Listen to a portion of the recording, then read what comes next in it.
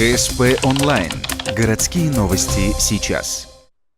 Шудаяк – территория близ горбольницы. 6 ноября для многих выходной день. И тут на припорошенной снегом тропинке появляется странное. То есть был бор, взрослые гуляли, дети с болезнями легких опять же воздухом дышали, лыжники катались, ну и так далее. А потом на тебе диво. На одной из тропинок стали появляться ямы, и гражданам сообщили – здесь будет забор. И все бы ничего, да смутило такое внезапное и стремительное рвение в строительстве забора по настоянию горбольницы.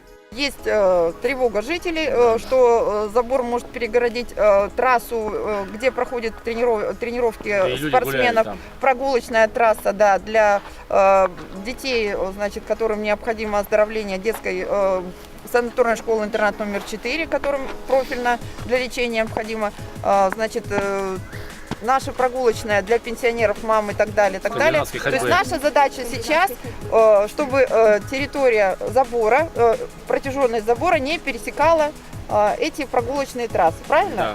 Бор и тропа с будущим забором находятся на том самом участке леса, за который уже не первый месяц борются жители Шудаяга. Они хотят его сохранить и не допустить строительства вертолетной площадки для доставки больных из труднодоступных районов именно на этом месте. Нельзя не вспомнить, что когда страсти только разгорались, звучало, что, мол, бор все равно территория больницы, так что появится забор и гулять все равно не сможете.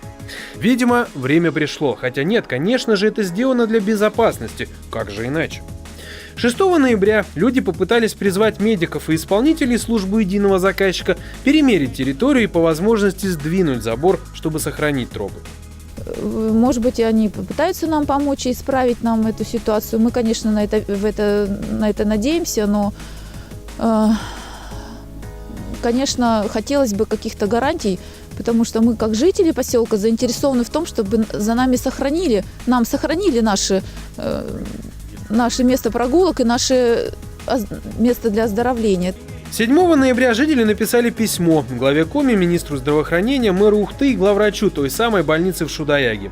Опять же с просьбой посодействовать в разрешении конфликта. И побыстрее, ведь сдача забора планируется до конца этого года.